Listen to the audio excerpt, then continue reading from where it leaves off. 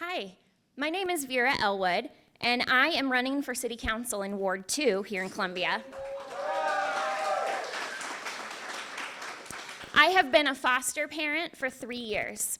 As of May 2nd, I am now an adoptive parent.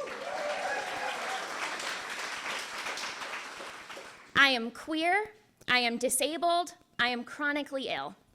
Every single one of these cuts affects me, affects my family, affects my loved ones.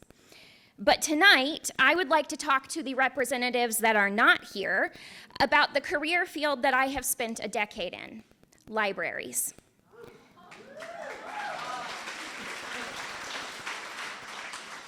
I started my library career as the young adult librarian in a small rural town in western Kansas, the kind of town that is most deeply affected by the cuts that we are currently seeing at the federal level.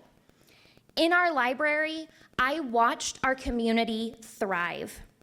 I saw foster children have supervised visits with their biological siblings because there was nowhere else safe for them to do it. I saw children find a safe place to play and socialize after school because there was not a single after-school care program in our town. I saw a 17-year-old apply for his first job. I saw an 18-year-old open the email saying that he would be the first in his family to go to college. It was Harvard.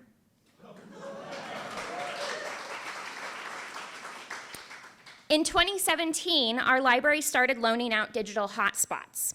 While we certainly weren't the first to come up with this idea, it was well before hotspots became a popular item for libraries to circulate during COVID. In the first month of this program, I heard unceasingly how these hotspots changed people's lives. A high school student who was able to score higher on a test than he ever had before because he could actually access his teacher's PowerPoints at home and study.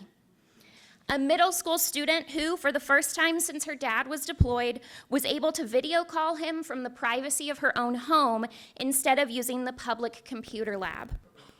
This wasn't an issue of being able to pay for internet service. The people who shared these stories lived in areas that were so rural, internet providers would not come to them even if they paid. And this isn't just happening in Kansas. There are people in Missouri, there are people in Boone County who cannot get internet access to their home.